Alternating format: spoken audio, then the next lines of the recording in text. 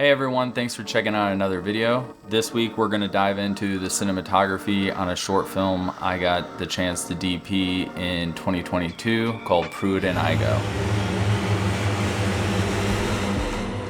The producer, Rachael Daniels, contacted me. I was actually still in Nepal shooting A Road to a Village and just got a random email from an address I didn't know saying, you know, we want to shoot a short film, a horror film in St. Louis, and we found your work, we like it, would you be interested? So I talked to them more, found out about the budget, found out about the scope of the project, and they sent over the script. I read it, I enjoyed it. I had shot a couple suspense thrillers, but never done a true horror film.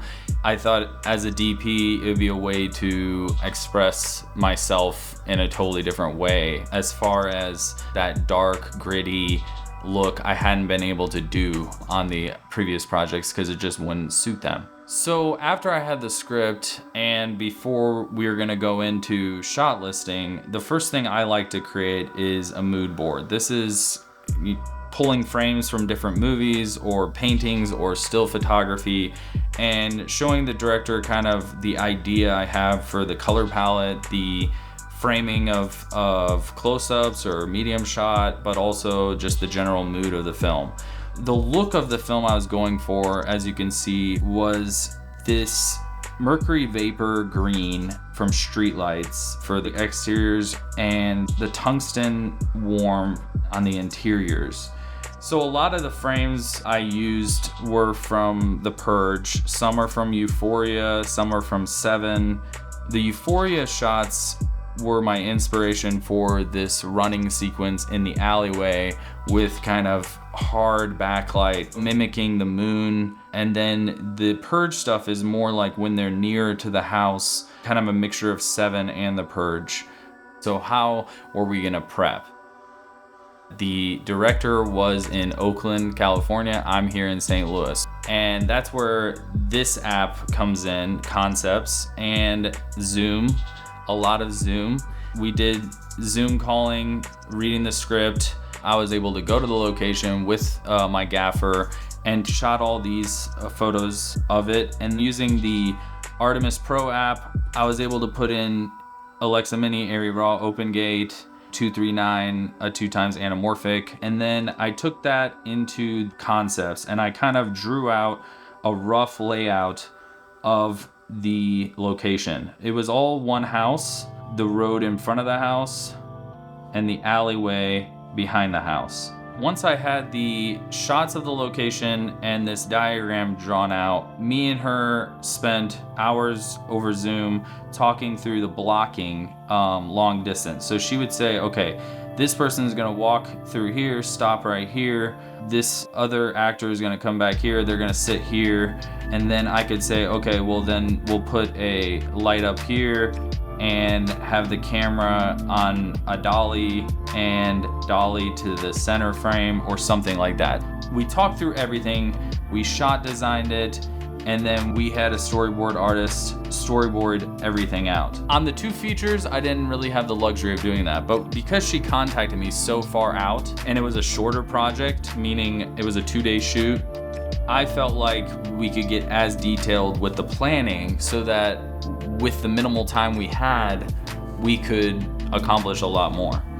When choosing the equipment, I talked to the director and producer about kind of what route they wanted to go, because they could have went like a minimal budget route, which I've done on a lot of short films, but they really wanted to go the Hollywood look. So the references she gave me was the original Scream and Halloween, and both of those I believe were shot on Panavision C-Series lenses, which we wouldn't be able to afford for this, but I found these Hawk C-Series.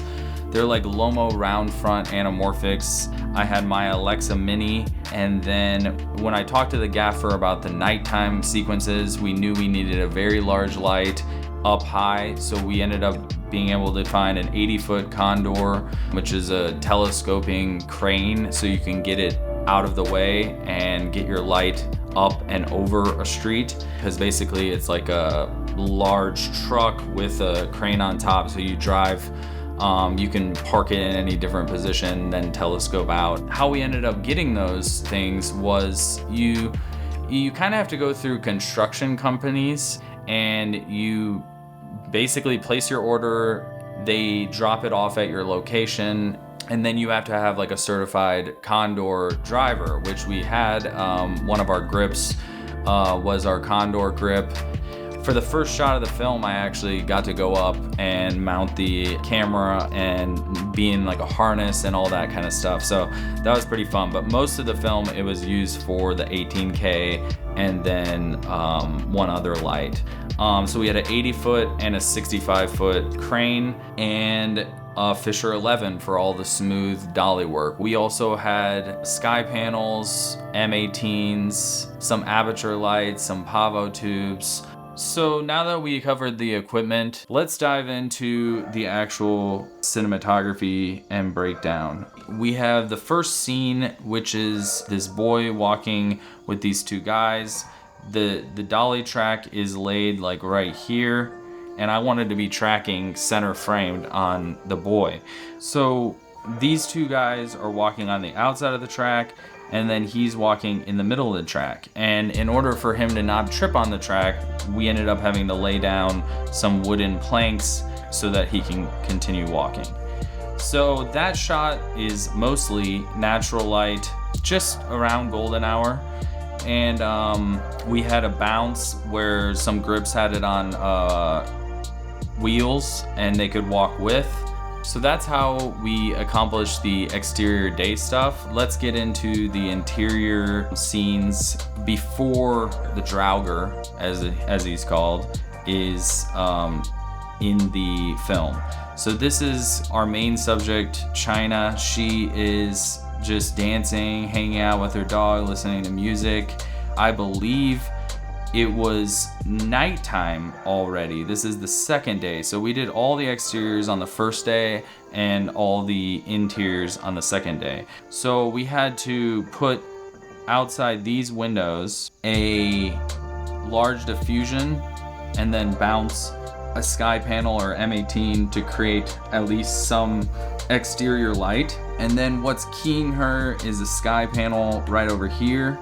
One other cool thing about the film Pruitt Igoe was it called for some lighting gags, which means that within the shot you're changing light. This is because when the monster comes around, the Drauger, two things happen. One, the electricity kind of gets messed up, and then also when he just killed somebody or is about to kill somebody, this fog appears, which I thought that's gonna be super fun to play with when we're doing that exterior with the moonlight backlighting. But for the interior, so she's listening to music and all of a sudden these practicals start to flicker. So I had my gaffer rig all of the practicals in the house to a dimmer board, and we were able to have those flicker at the right time.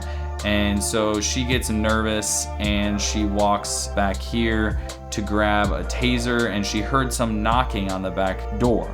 For this one, there is a little bit of green coming here, so I know that we, by this time in filming, we had a sky panel outside of a window here, and that's creating that green mercury vapor look that is gonna come so much more into the film later when the lights actually do cut out.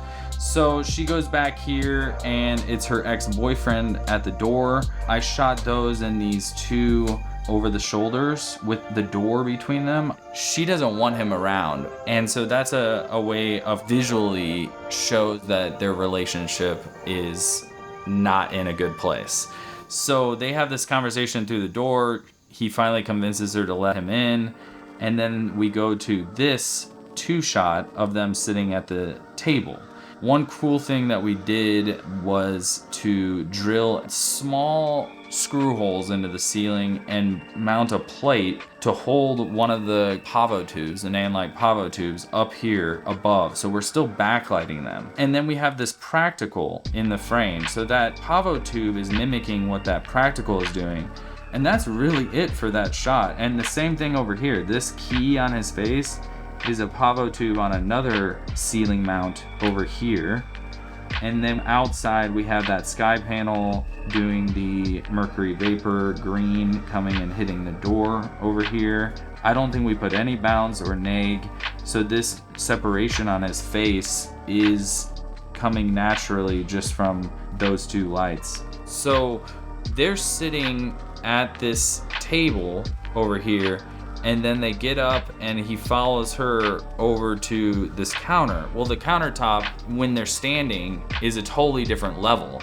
So my camera, if I would have just dollied, and it would have been so underneath their chin.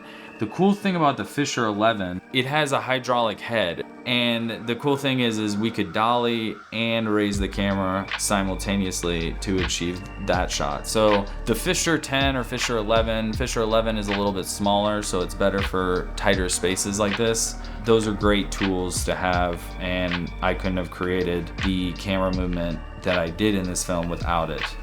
Let's get into the darker sequences. So the Draugr finally shows up after she kicks out her boyfriend.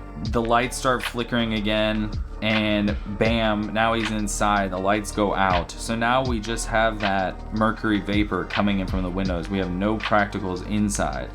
And I really wanted to let the film get dark. Obviously, I mean, it's a horror film, so you can let it get dark. This is basically the same setup as earlier, but without the practicals and without that warm sky panel or the pavo tube. Now we just have the green coming from the outside. One thing I did do that was interesting on that, I switched to like 100 mil because I wanted some fast, tight shots to cut during this scene where she's hitting him with a baseball bat. A long lens right here would create some more energy, fast pace, and in that sequence she ends up running back through the kitchen, and we have like a really fast dolly move, and she grabs a pan and hits him over the head and runs out. Like, it's a pretty intense sequence. Last but not least, the biggest setup is the exterior alleyway, so I want to get into that. Here's the house. She runs out the back door right here, and there's a gate fence right here. She ends up tripping over her ex-boyfriend's body, and we have this 18K down the street tucked behind a tree, and it's just blasting a ton of light. I think we put a CTB on it to create a little bit more of a bluish look, and then we had an M40 on this one. I think we were gonna do like a maxi brute to do more of like a street light, but we ended up going with the M40, just really diffuse, and that's more of like the key for her because she's running this way. So that's keying her, and then this 18K back here is kind of just creating this nice backlight. Here's the Euphoria image that was my reference, and you can see there's just a big light right up here backlighting her, and then you have this soft light on her. So let's go back to my frame. You can see the 18K is up here. We have rays of light coming down here, and it's back here. You're getting some of that anamorphic flares and these fun rainbow flares going on right there. To achieve this shot, I knew we would need to run really fast with her. I didn't want a handheld look, and so we were thinking Steadicam. We rented a golf cart, so the Steadicam op was gonna be in the back of the golf cart, right in front of her. But we ran out of time, we were over schedule, and so I ended up going in the back of the golf cart, and we shot this handheld, which I actually think works kind of well because there's been no handheld.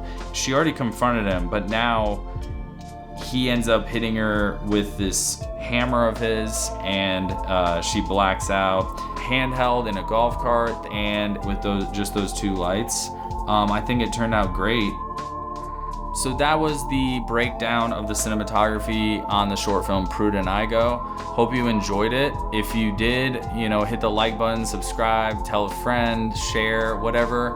If you have any questions more about this project, leave a comment, and hopefully I'll see you on the next one. See ya.